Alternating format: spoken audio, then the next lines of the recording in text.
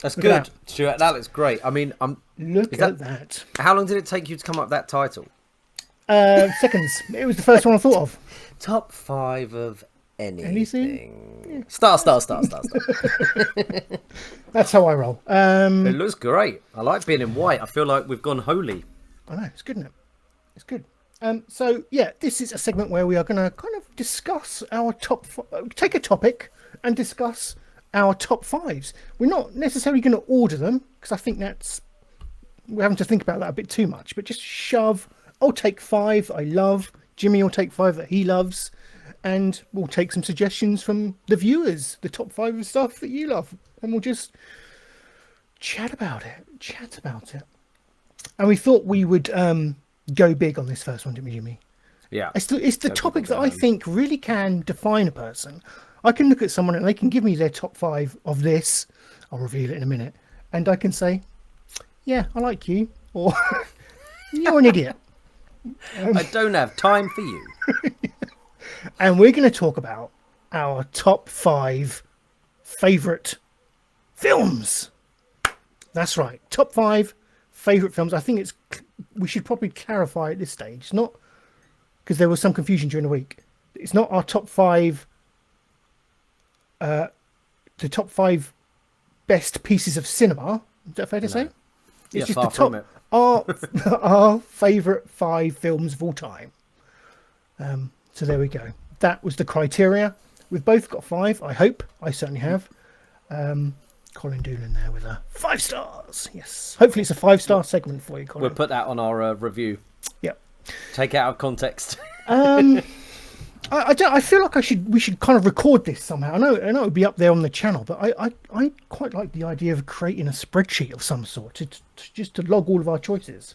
Yeah, we can do that. So I'm going to do that as we go. Now? We're going to do it as we go. Yeah, we've got all night. And in the comments, if you want to put your top 5 movies in, it's a real hard question, and I think that's the best way to put it. As you put it, Stu, it's not what you think are the 5 best films of all time. It's your favourite films, and it does change throughout your life, doesn't it? Oh, very much. Of course, because your films daily, come out all the time, Jimmy, so why wouldn't it? Daily. Daily Thompson. There's a spreadsheet. Oh, Jesus. There is a spreadsheet. I love a spreadsheet. We're going to make a spreadsheet. We're going to make a spreadsheet. So, okay, Jimmy. How do we want to do this? Alternate? Yeah, let's 5s, alternate. me, you, and then... Yeah, alternate. And are we supposed to say why? I think so. I think we need to elaborate. Just Yeah. don't...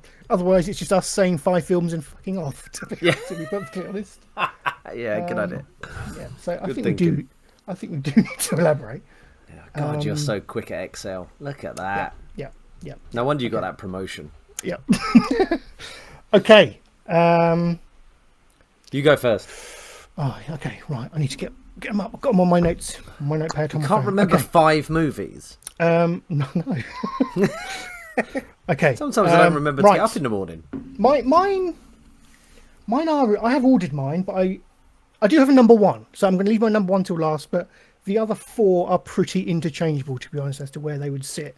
Some of them might even make. 1. Oh, definitely. There's been a number 1 for 20 years. Yeah, I've got number 1 actually. If I think about it, I've got number 1. So I'll save my number 1. Yeah, me too. Okay, so first up, I'm gonna go with. I think it's a good one to kind of start with because for me, it helps define what I think of as one of my favourite films. I'm going with Lost in Translation. Cool. I don't know what year this was, like 2004, something around that time, 2003, 2004. Bill Murray as a kind of washed up actor who has taken a job of advertising whiskey in Japan and is staying at a hotel. He's been staying at a hotel for some time and he meets Scarlett Johansson, who is also kind of a similar soul. You know, they're both trying to find something. You know, he's playing Bill Murray, isn't he? Basically. Pretty Even much, though he's not washed up, but he's like... Yes. He's the actor, yeah. He doesn't have to kind of really... It's not a massive reach in his performance, to be honest. It is just him. And what I loved about this film, and not only are Bill Murray... It is like one of my favourite Bill Murray performances, because it is just Bill Murray. Just sardonic, kind of sarcastic, but strangely lovable. And just the relationship between him and Scarlett as they kind of find a purpose.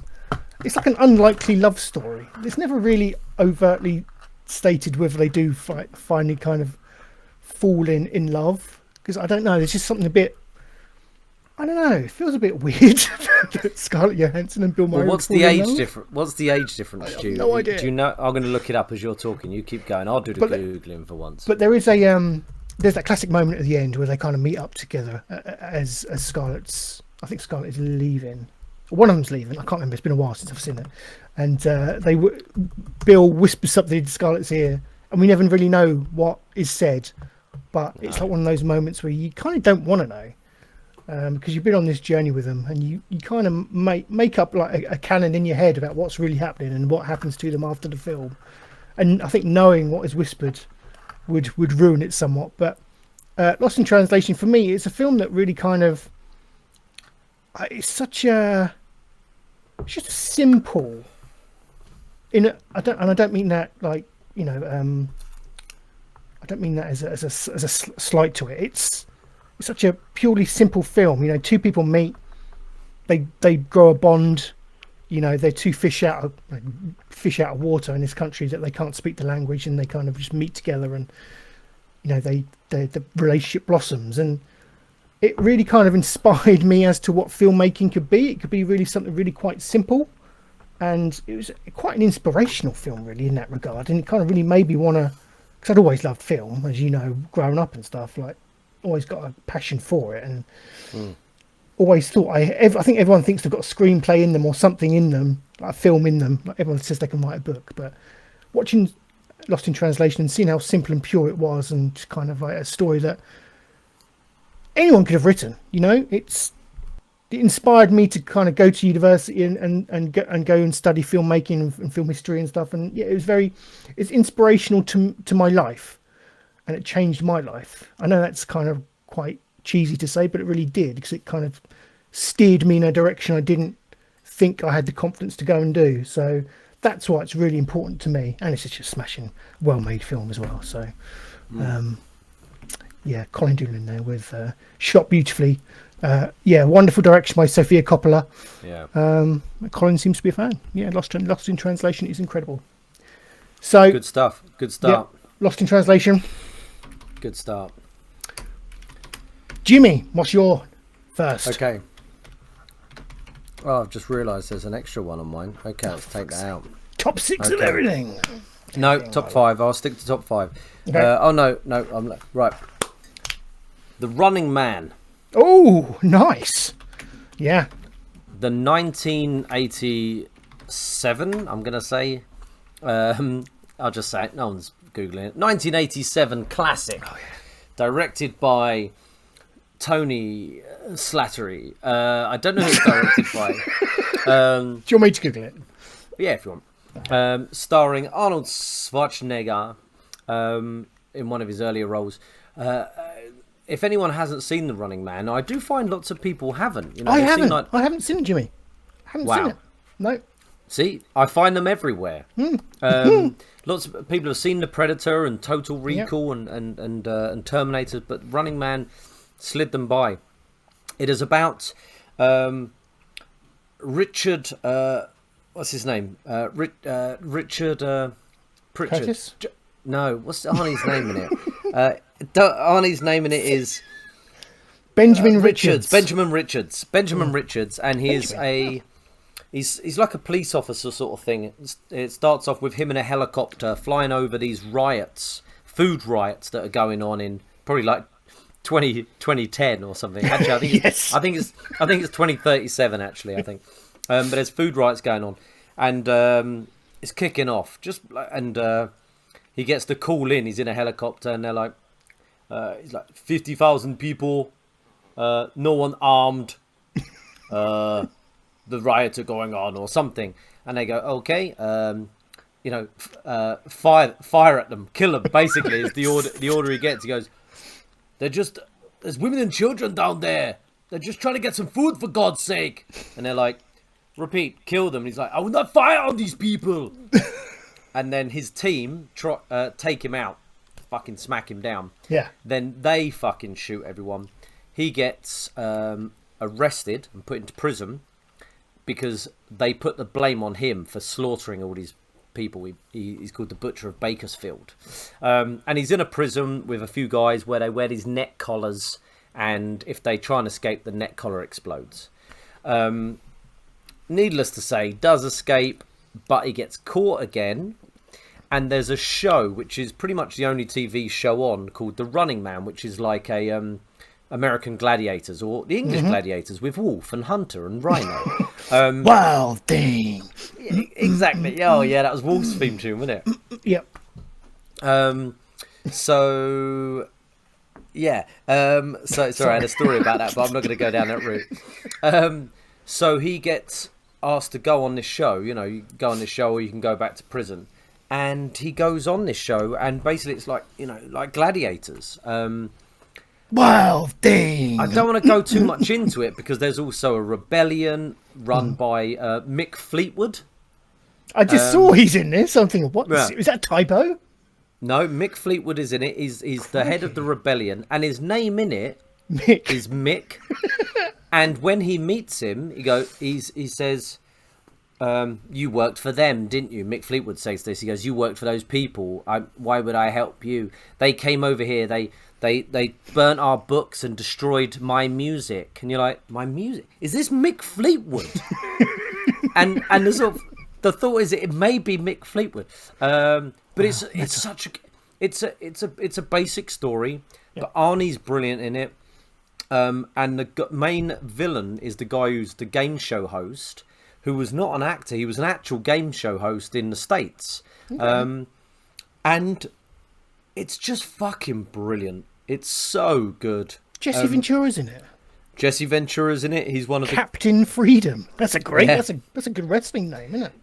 Yeah, he's one of the what they called not runners, because they're not gladiators. They're called I can't remember now. But the people who, you know, there's the runners who are the contestants, and then there's the stalkers.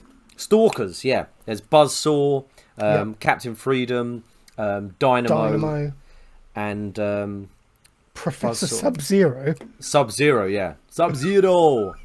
Yeah, now just plain Zero. It's such a good film. It's so much fun. If anyone hasn't seen it, like, go and rent it on Amazon and watch it. The music's brilliant. It's wonderful. One of my favourite films. My nan used to rent it for me when I was 7 years old. My nan, 98 today, she used to take me down to Blogsy's video store and rent me The Running Man. Very violent, lots of swearing. Cheers now. Days. Shut you up. But yeah, that's up there. In honour of Renee. Sorry, Renee. Renee. Right, it's me, isn't it? Okay, back to the list. What we got? Okay. I'm going to go very similar, really, to what my reasonings with Lost in Translation. Garden State. Ooh, I have not seen this. Okay, Garden. Oh God, I didn't mean to do that. People don't need to see an Excel spreadsheet. I was double click on it to fill it in. I didn't realise I had to fill it in on this screen. Christ. Garden State. So this stars Zach Braff and Natalie Portman. Zach Braff. Wow. Yeah. This sounds terrible already. Really? Zach Braff and Natalie Portman in Garden State. Yeah, it sounds awful. Tell me. Sell it to me.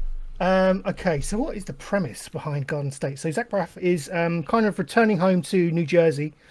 I think his mum's died. That's right. So his mum has died. He's returning back for the funeral, and he kind of, you know, he's a struggling actor, and he's been away, and he's kind of like the big name. It's a small community that he grew up in, right, and he's kind of like the guy that gets plucked from obscurity and does something with his life. But when he returns for his mum's funeral, everyone in that that kind of town is still there.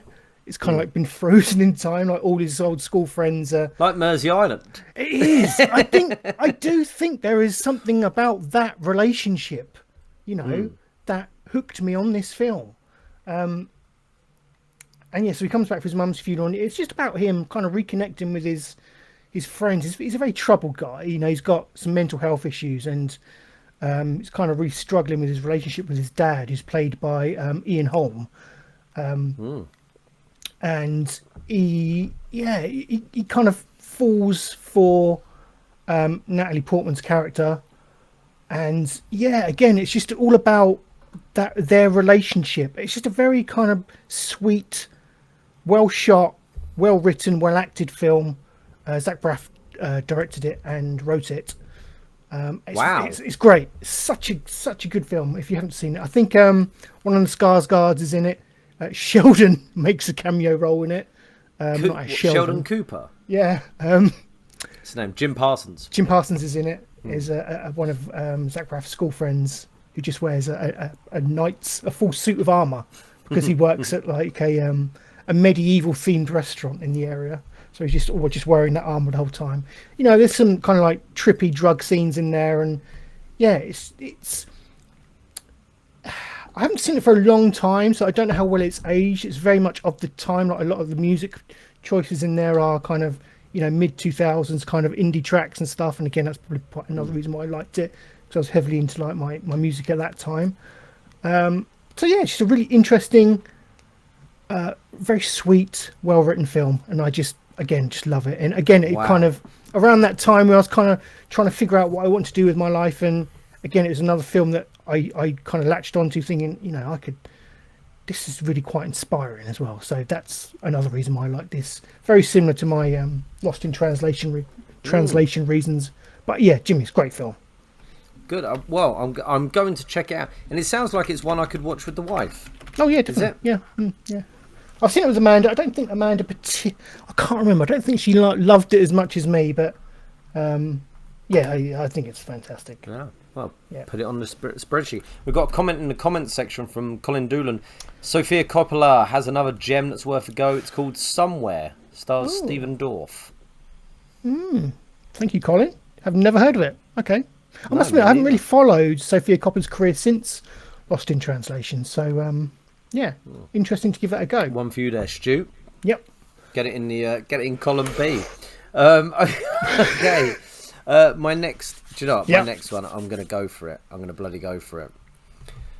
National Lampoon's Christmas Vacation. It's a Christmas film, sure, but it's up there as a film that I will watch every year at least twice. Fair enough. Yeah. Usually at Christmas. For anyone who hasn't seen this, I'm amazed if anyone hasn't seen it. And I think it does annoy a lot of people, but I don't think they've watched it properly. Because if you watch it from start to finish, it's amazing. And one of the amazing things about this film, it's similar to my number one film, which is pretty much every scene is like a sketch, or every scene is great. You could tap. There's no bit that's boring in the film. It's kind of like there's a few little emotional scenes, but they're pretty quick. Everything else is just Chevy Chase at his absolute best. And I mean, Chevy Chase was massive on Saturday Night Live, and he was suddenly, you know, he was doing these films. He was doing the European Vacation and Vacation as well. He was the biggest star. He was like the biggest star. Fletch Lives. He was hanging out with the Beatles. He was hanging out with president. Like, he was playing golf with the presidents. He was one of the main people in the world. Yeah, huge. And then he had this massive fall from grace, which I think sent him a bit loopy.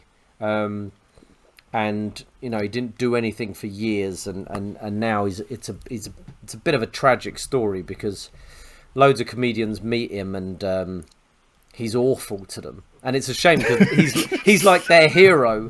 And I saw one of the comedians who I like, who's in things like Burning Love, and you'd recognise him if you saw him. He pops up in loads of things.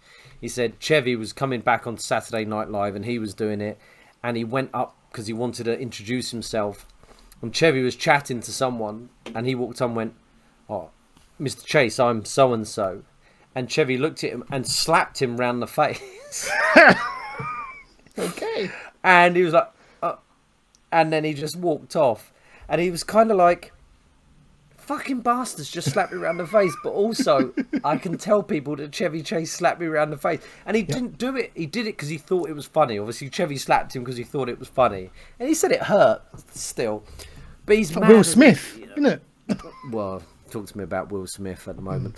But yeah, anyway, this is him at his best, and it's also he's trying his best for his family. Yeah. That's what I like about this one more than probably the other vacations. He's really trying to give him a good Christmas. All he wants is a big family Christmas, and everything he does it goes wrong, you know. And that's what I love about this film. He's trying to have the Christmas that we all want. He doesn't want a mundane Christmas, Drew. He wants the best Christmas with all the lights, the best dinner, his family there, the best tree. But everything goes wrong that he tries. But he's a trier. He rarely he doesn't get down until the end when he fucking loses his mind. But even in the you know, the start is them driving to get their Christmas tree, and he gets into a bit of road rage, and he accidentally ends up underneath a truck that's going along, and he's under the truck, and he's got his wife and 2 kids, and it's a truck. He's in there, and you know, everything's just gone wrong. And then he comes out and he flies up a off ramp and lands where they're selling Christmas trees.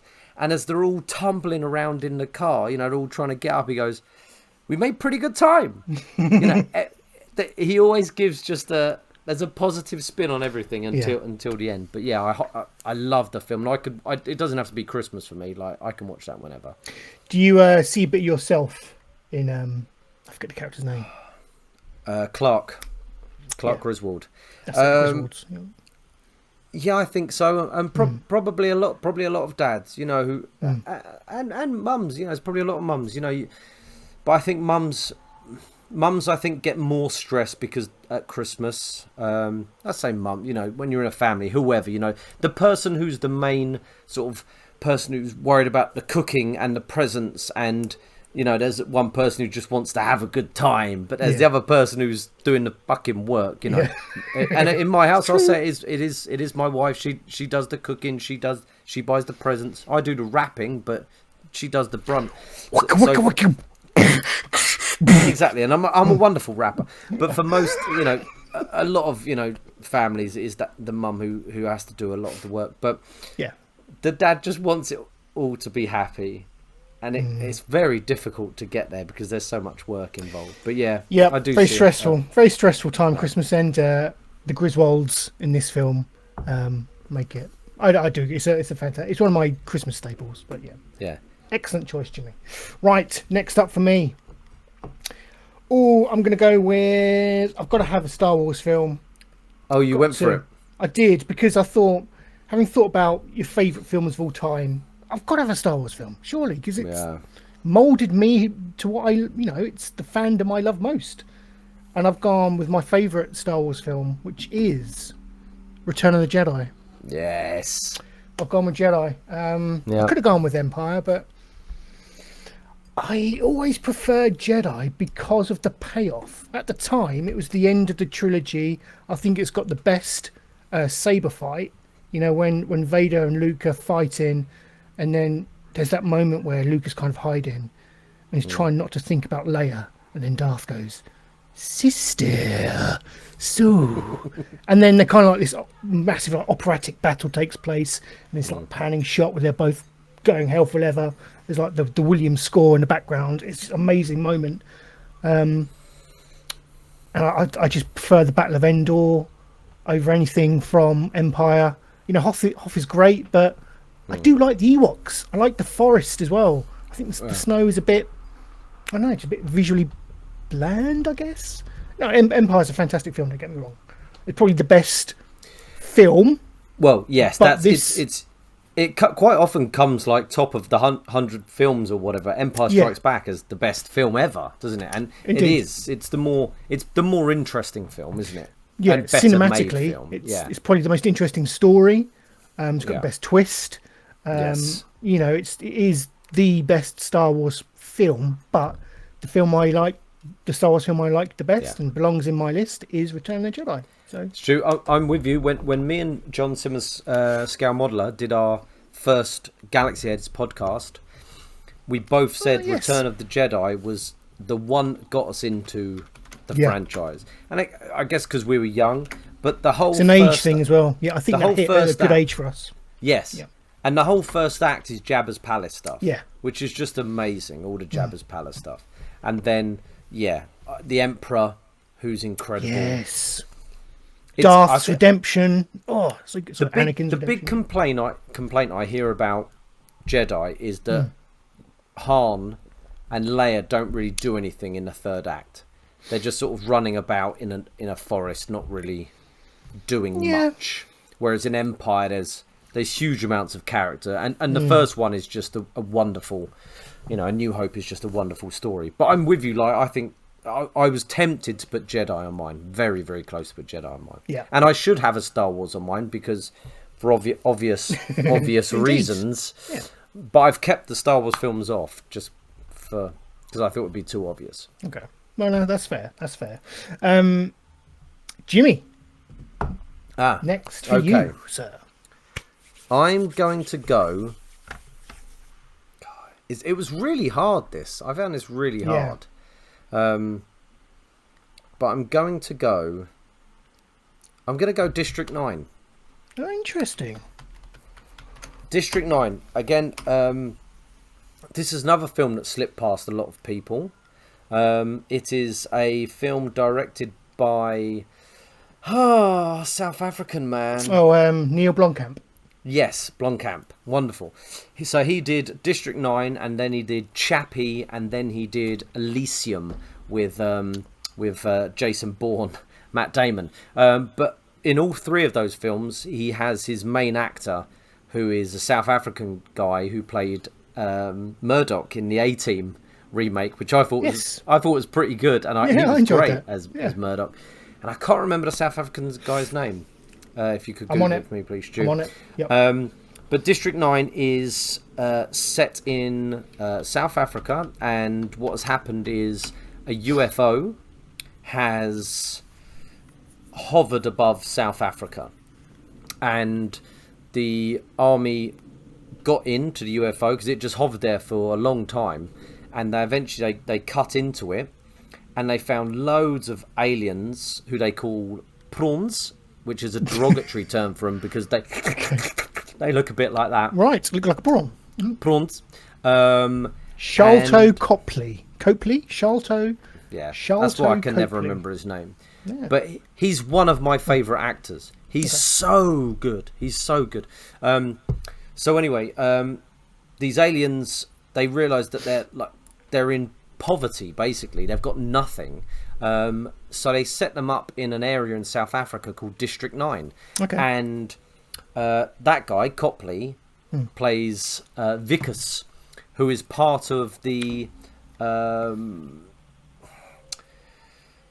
government who go in to sort of register them and keep an eye on them and check what they're doing. And it's just so... The interaction between the humans and these weird-looking aliens is amazing. The CGI of the aliens is amazing, and it's obviously it's a not a political thing, but it's not a parody either. Was it a I know what you're saying. It's interesting that it's set in South Africa, and you got kind of. Comparisons to apartheid and exactly that's what it is, that sort of segregating all these people and putting them into one place, but what happens is Vickers gets caught up with these aliens. I won't say how because I don't want to spoil it, but he gets caught up with them, and then he becomes someone that the people are chasing after, and the CGI is amazing. The acting's amazing. It's a found footage movie as well. Really? I do like found footage. Yeah. Well, mostly found footage. Some of it is done inside their sort of camps, but a lot of it is CCTV. A lot of it is like documentary because they're talking to people about Vickers. Yeah, but there's other stuff that's not found. It's a really good mixture, and it's just incredible. Like I remember when I watched it, I was watching it on a train back from a friend of mine's who lived in Northampton, and I watched an hour of it on the train, and when we got to my stop, I was like, oh, shut my laptop, jumped on the tube, got back to my place in London, opened it up and got straight. I was so desperate to see the end of it. That's good. It is It's an a sign of a good amazing film. film. Yeah. Yeah, it's amazing. Have you seen it, Stu? I haven't. No, I really haven't. Well, I'm going to watch Garden State, and you need to watch District 9. I think it's on Prime or Netflix. It's on one of them. Yeah. Alex. Hello, Alex. Alex, turn up. Where's my mouse? Sorry, I'm just trying to highlight. Babysitter. Is she talking about her favourite film, maybe? I don't know. Babysitter. That's I on. don't know. That's on Netflix, isn't it? I don't know. I think it I is. know It's one of her films that we really liked as kids was Adventures in Babysitting, which was an amazing. Yes. With Elizabeth Shue, Oh, Elizabeth Shue. who we mentioned a couple of weeks back because of The Boys. Was that Okay. her? Oh, Yeah. I'd sniff her shoe. Alex, Alexandra, if you want to go deeper into what you mean by babysitter, let us know. Okay, next up, I've got to go with a film that I rented out many times. Well, my mum rented it out for me. Ghostbusters. Got to have Ghostbusters. I knew in you there. would. I knew you bloody would. Another Bill Murray joint. That's a bloody good point. There's 3 Bill Murray films in my top 5. Holy shit! I just realised. I know what your next one is after. I thought there was another Bill Murray coming as well. I thought Ghostbusters and one more. What's to say about Ghostbusters? An absolute kind of stone cold classic, 80s classic. Not just an 80s classic, just a classic. Kind of. It's almost, it's one of those kind of big films that. What's the word I'm looking for? Not inspirational, but kind of. I can't think of the word. Forgive me, but it's. What is the fucking word? An inspiration. Like trend setting. Like no, it's I can't think of it. Scratch the head more, Shoe. Anyway, not an it doesn't inspiration, a revolution, a one-off, a classic, No, it doesn't matter. Are you talking about something that started off like a genre of movie? Yeah, it's kind of like a big kind of it was a comedy, but it was also sci-fi horror. It's kind of like wasn't it the highest grossing comedy film at one point? Right. I think at one point it was, but anyway. I kind of completely lost my train of thought, but I don't know really much what more else to say about Ghostbusters than that. It's a stone cold classic, and it's got Bill Murray. It's got a fantastic kind of ensemble cast: Weaver, Ramis, Murray, Aykroyd, Hudson, Moranis. Moranis, it's just yeah. So many just amazing kind of 80s cinematic figureheads all in one film, just kind of being funny, great effects for the time. Still kind of hold up, really, I think. Yeah. We watched it the other day in this house with the kids. Did you? What did they think? Yeah. They just wanted to see the ghosts. Right. Yeah. But it's a perfect film. It's perfect. Yeah. It is. I do love the sequel. I know the sequel gets a lot of hate, but in some respects, I often prefer to watch the sequel. Some of the complaints that the sequel gets, it's a beat for beat remake of the first one. I don't think that's a bad thing. Well, it's a bad thing if you want something new. Okay. Yeah. Fair play. But I agree. As a kid, I always preferred the sequel. As a kid, I thought it was the more fun film. I think I did. And I love the Eiffel Tower, Statue of Liberty at the end, with the music. If you notice in the sequel, Bill Murray rarely wears the suit. He rarely wears his the overalls. He's in his clothes most of the time.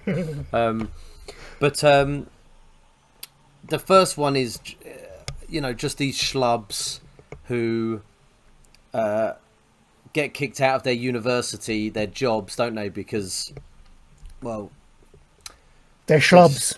Yeah, they're the chances. Chances. Bill Murray's trying to shag his students. And, Good lad. And then Bill Murray convinces Dan Aykroyd to what? Does he mortgage his house? I think so they could get the fire station and get things going.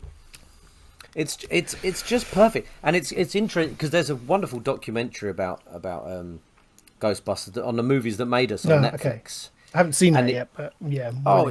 It's brilliant, and they talk about how Aykroyd and Ramis's original script is just huge. It's and that's the thing with Aykroyd. He'll just write loads of stuff, and it needs a really good script editor to hone it into a story. Yeah.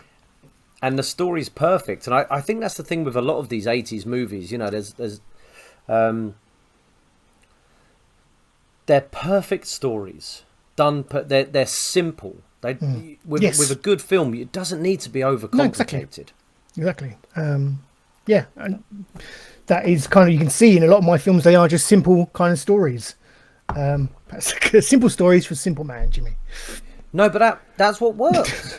It does. And it can have a twist. That's fine, but it doesn't need to go everywhere when actually it adds nothing to the film. No. Yeah.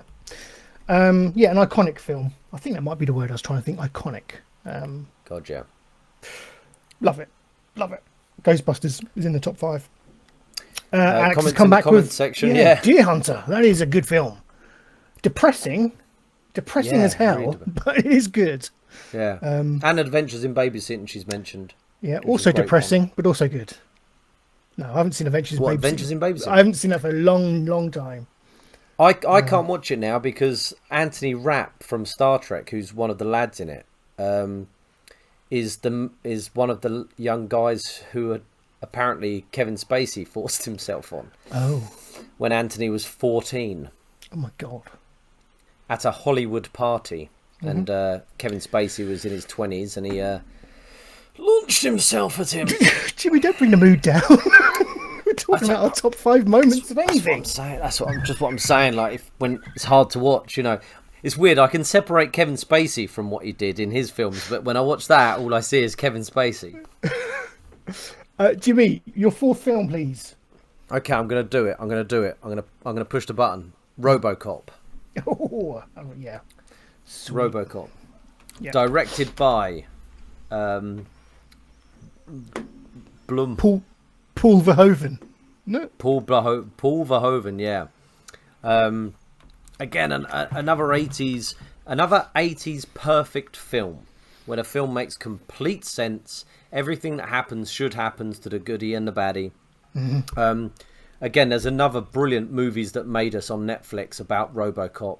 That whole Movies That Made Us show on Netflix is amazing. But Robocop went through a lot, and the director was a real complicated guy.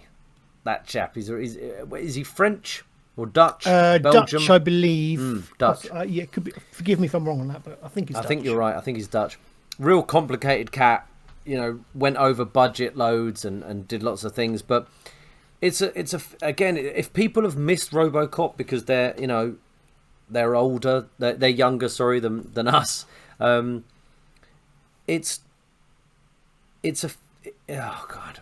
I think it gets better when you're older. When you're younger, it's a good fun action film. When you're older, you watch it and you realise the satirical poke at where the world is going with big business, and they have lots of trailers for films in it, or TV shows like Running Man does as well.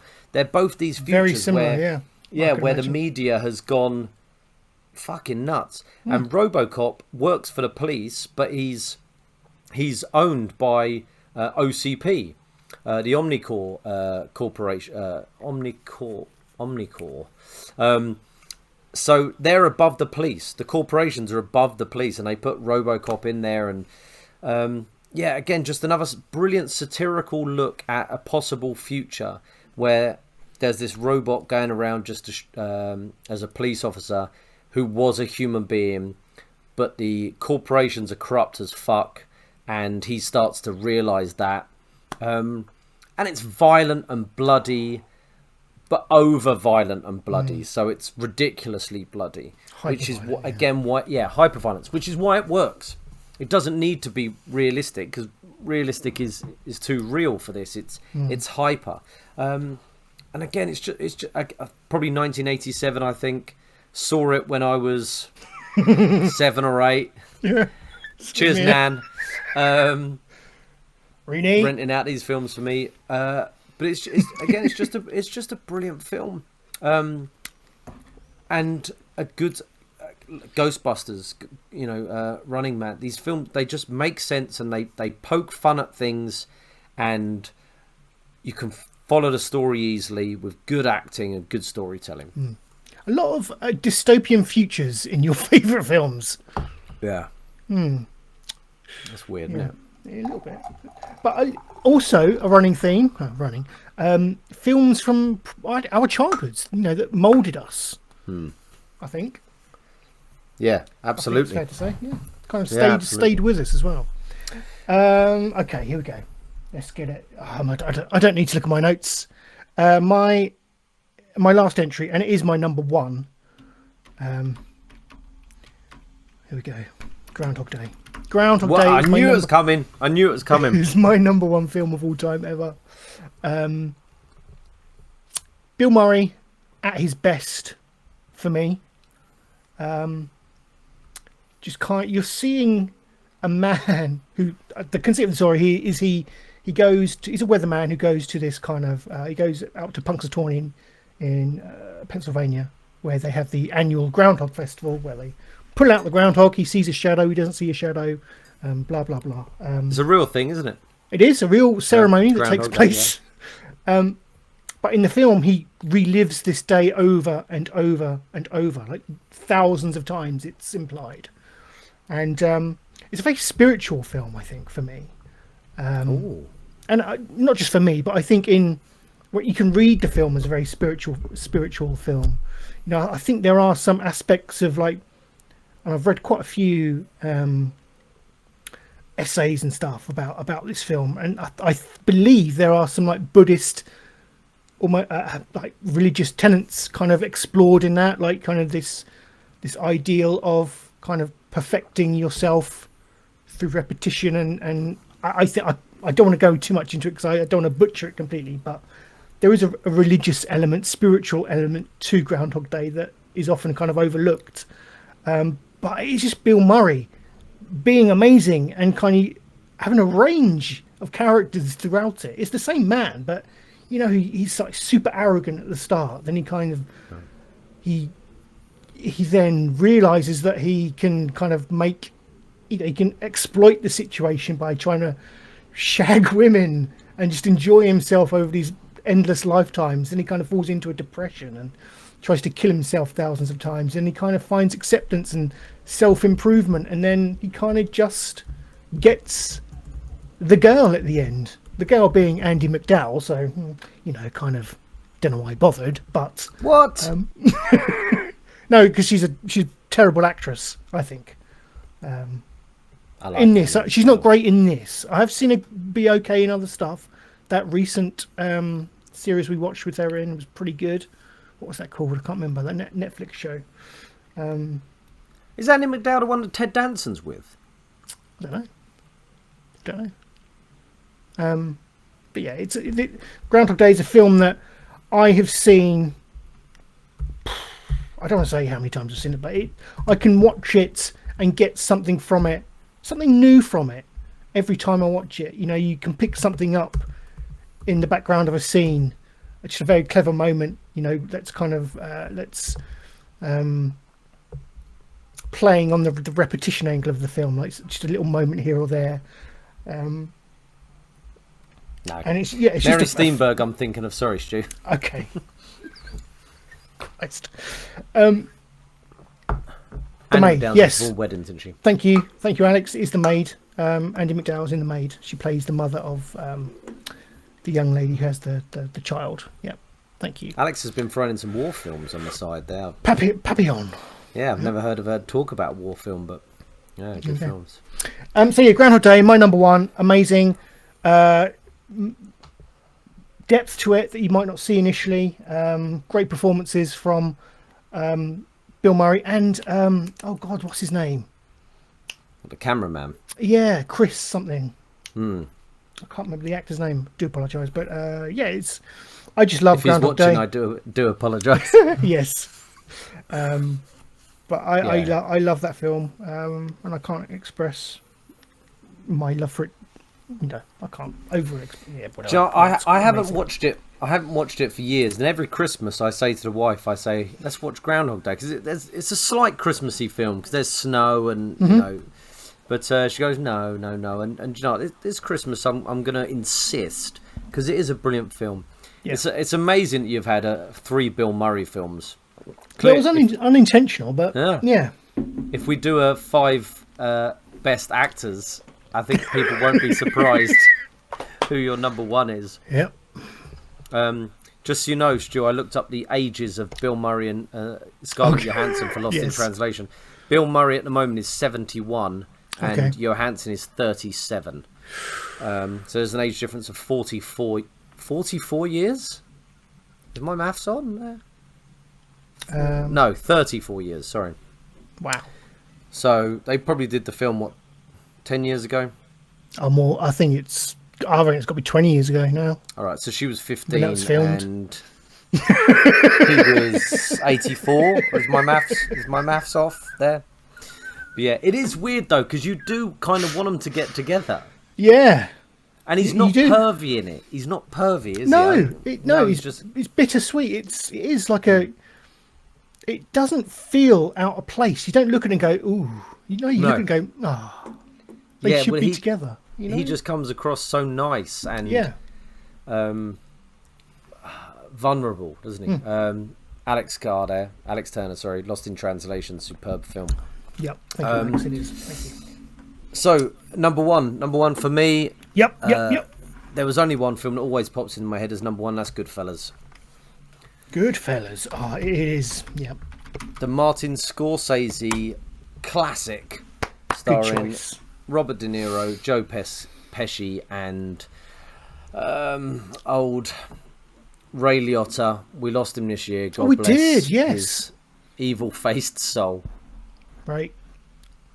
Such an amazing film, and this is what I was talking about with like Christmas Vacation, but this even more so. There's not. It's a movie made up of scenes, which obviously every film is, but no scene is filler. No. Like every scene is either essential and brilliant or just an amazing scene, and it's one of those films where if you turn it on at any point, you go, "Oh, I love this scene." Yeah, I'll just watch for 10 more minutes. Yeah, and you can watch the whole thing 2 hours later. Yeah, amazing. I do love that film. Everything in it, you know, the soundtrack, the acting. Ray Liotta never did anything as good as this afterwards. You know, and it's weird that Scorsese didn't use him again afterwards. De Niro and Pesci at their best. And then the sort of follow-up Scorsese film to this was Casino, which again is an amazing film. But it's probably about 45 minutes longer than Goodfellas. And it's similar, but it's more in depth, and there's some lower points and some more heavier bits. Whereas Goodfellas, even though it's quite a dark film, it seems quite jovial in its way, you know, in the music. That da da da da. Ever since I was young, I always wanted to be a gangster. Da da da da. Almost. Do you think glamorizes it a bit? Yes, like mad. Yeah, which. You think, I could be a gangster. I could see myself doing this. It's but that's fun. I don't mind it glamorizing it because you can't just go out and be part of the mafia. Like, it's not something you can just go and do.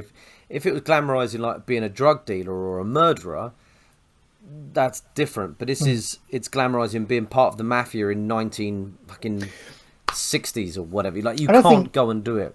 I don't think ultimately it doesn't glamorize it because everyone pretty much faces a horrific end, don't they? Either they eventually fall into drug abuse or get shot or whatever it is. Yeah, end up in prison. Get whacked. Yeah.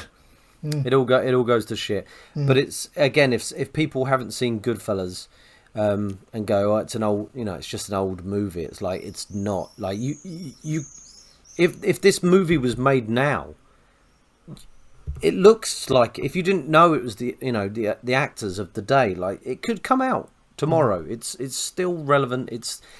It looks amazing. The acting's amazing. The story follows Henry, played by Ray Liotta, who's half Irish, half Italian, and he's just trying to make his way through these gangsters. As trying to become a made. Well, he can't become a made man because he's not fully Italian, but just trying to make his way as a gangster. And it's a true story. It's based on true story of Henry. And I mean, I don't even know what else to say about it. It's just an amazing. And there's a few gruesome bits in it, but not too gruesome. And the acting's incredible. And I was chatting about this the other day was we chatting about it on the show, where you see something like Stranger Things or Breaking Bad, where the actors are incredible, and then you see the actors in other things, and you go, they're not that good, and you realise how it's the actor in the right part with the right acting and right directing and right music that makes that That's true. Amazing. Yeah. And Goodfellas is all that. It's like a perfect storm. It's amazing director, getting the best out of his performers. Amazing soundtrack. You're right. I love the Goodfellas soundtrack. Just some of the shots, cinematography and shots in that film are incredible. Like that like one take shot going through when Henry takes his wife through the club. The famous one take in it. Amazing. Loads of films have done that since. That started it. I didn't know this. Colin Doolan bringing the facts. Martin Scorsese's mum plays Joe Pesci's mum in the film. Did not know that. Yeah. Do you remember that scene where they go round to get a knife because they've got to cut the body up, and they wake her up and she comes down and starts making them food, and she shows them the painting and she tells that great joke. Cracking pick, Jimmy. Cracking pick. Look at that. That's a solid 10 films from us, I think. A quick comment in the comments section from Alex Turner. What does he say to her at the end? I presume he's talking about Lost in Translation. We spoke about that earlier. Yeah, we're not sure. And I'm not sure, Alex, that I want to know, to be honest. I kind of like to keep that in my own head canon. That's kind of, I want to make up that story of what happens. Not in a disgusting, pervy way, but, in a bittersweet, they kind of get together and go off and find each other. I reckon he said, do you do it, doggy? God. Has Bill Murray never said it in an interview? It sounds like something he'd say and make a joke about in the interview, not what I said. But this process isn't all about us, Jimmy. We have gone out to our viewers and listeners, and they've come back with some of their own top fives. I'm going to go to the Facebook page first. Yeah, do it, man. Of course, Holly has come in with her top 5 films, and they're in no particular order. And again, she wanted to clarify that they kind of do change on whatever day that you're asking her. So she's gone Chitty Bang Bang. Wow. The Hole. I haven't seen The Hole. Going back to her filthy roots, which she spoke about earlier. Chitty Bang Bang Hole. Yeah. Sorry, Charlie and the Chocolate Factory. The original. Chitty Bang Bang. Titanic. Goodbye Christopher Robin, and The Hole.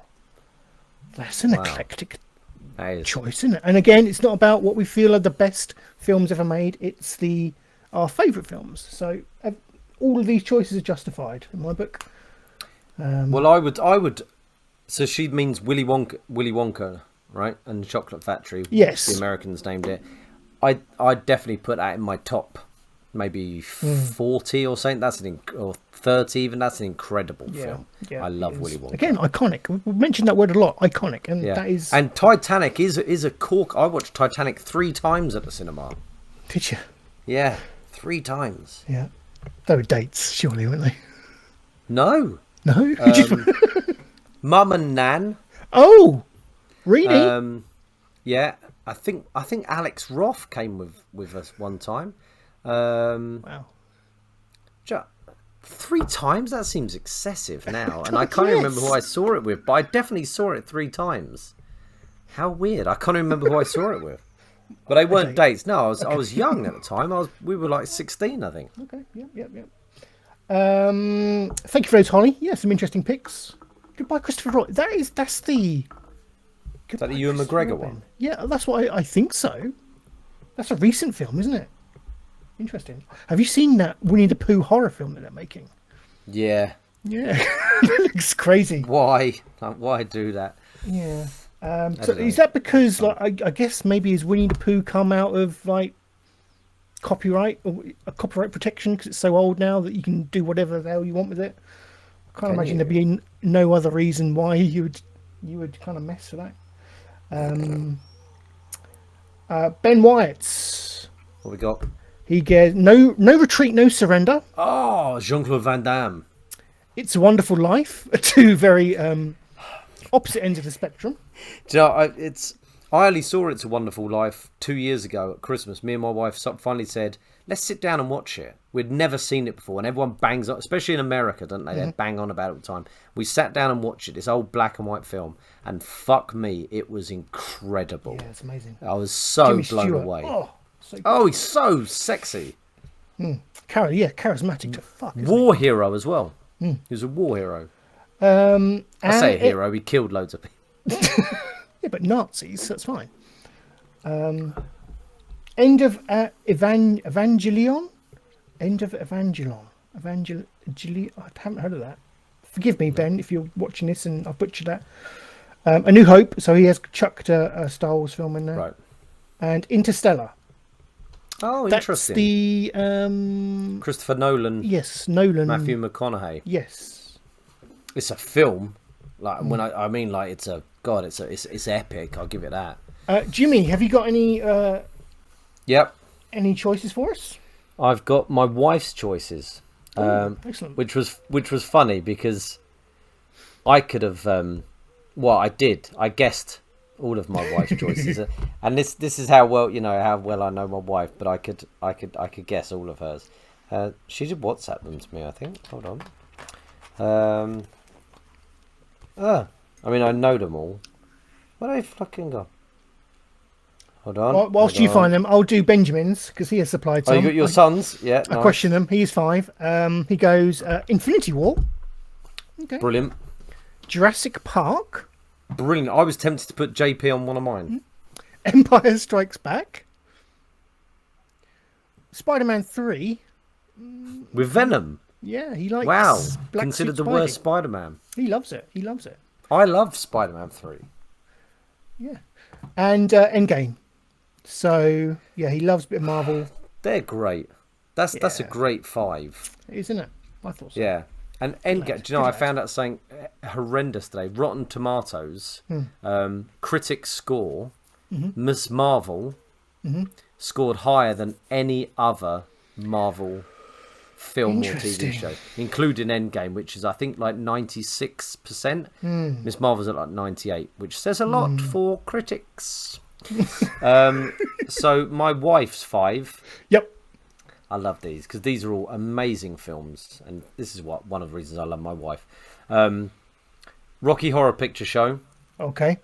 Which I could have put on mine, to be honest. Princess Bride. Labyrinth. Howl's Moving Castle. And Practical Magic. Nicole Kidman and Sandra Bullock. Okay. Yeah, that's the only one which It's a good film, but it's just a bit of a witchy sort of nice witch. My wife loves a bit of witchy. She loves a bit of witchy. So it's a good witch film, but with a slight bit of rom-com in there. Yeah. But Labyrinth, Princess Bride, Rocky Horror, I mean, House, they're just That's a solid 80s, list. That's a solid 80s list. classics. Yeah. Alex Turner. Yeah, she's clearly thinking about stuff going forward. Oh, Little Shop of Horrors, got to chuck that in there. I don't know how many Alex is up to now. This is like 3 or 4, maybe. I think you've got a couple of choices left, Alex. She's got one left, I think. That is a good choice though. Little Shop of Horrors. I watched a thing about Little Shop of Horrors the other day, and the reason why the Audrey too, when it's singing, looks so good, is because the miming is done quickly. So Right, Rick and they slow it down? Moranis, yeah, and then they slow it down. But that meant that Rick Moranis had to. It's either slow or quick. Like he had to mouth quicker and move quicker or slower to time it with this puppet to make it look as. Again, Rick Moranis. Interesting. We lost Rick Moranis, didn't we? Because his wife, unfortunately, she died of cancer. So he left Hollywood to look after his kids. So hence why he just stopped in the 80s. And I mean, I don't know what his last film was. Maybe My Blue Heaven or something. Which, interestingly enough, My Blue Heaven is Rick Moranis and Steve Martin is a sequel to Goodfellas in a weird way, because it's based on. Steve Martin is playing the Henry character. Henry Hill. Yeah, from Goodfellas. But it's a comedy, and it's directed by, I think, Martin Scorsese's wife at the time. It's really weird. It's a real tenuous sort of link. It's not an actual sequel, but it is based on that character. Because My Blue Heaven, Steve Martin's this ex-gangster who goes into this normal neighbourhood and meets Rick Moranis. Yeah. There you go. Alex comes in with Dirty Dancing. Another solid choice. Yeah. She's laughing at all of hers, but she loves them. She's just throwing that out there so people don't take the mick. Probably would have made mine. Dirty Dancing and Pretty Woman probably would have been very close. Probably my top 10. Pretty Woman, really? Yeah, I love it. Yes, I've got Amanda's here. Let's round it off with Amanda's, because these are some choice. Okay, she has gone Endgame and Infinity War, so she kind of likes that twofer Marvel. Deathly Hallows Part 2. She likes the payoff of the Harry Potter franchise. So she's a massive Potterhead. Air Force One. Wow. Harrison Ford and Gary Oldman at their finest is the word you're looking for. At their acting. And Father of the Bride. Love that film. That's a great film. I'm with your son and Amanda on Endgame. Endgame would have made mine if I was including the Marvel films. It's such an amazing end. Just a payoff, isn't it? It's just but I feel like if you're putting Endgame, you're having everything leading up to that. Iron Man, Guardians, Captain, all of those lead up to Endgame, doesn't it? Interesting. I don't think I would ever watch Endgame just on its own. I think I'd have to watch Endgame having watched everything that came before it. Really? I would. Not Endgame. I'd watch Infinity War and Endgame. But I don't think I could watch either of them without watching the whole lot. Really? Lucky you've got a good 40 years left, Stu, in your life. Colin Doolan, Once Upon a Time in America is amazing. Set in the 1920s, 30s. Yeah. James Woods, De Niro, 4 hours though. Yeah. What more do you want? I love James Woods. Jimmy, this has been great. I've loved it. Yeah. But look at the time.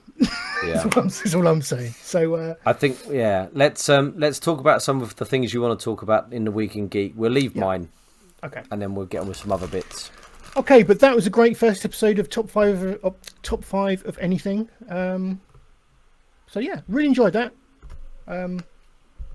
Thank you again. We'll head back to our usual programming.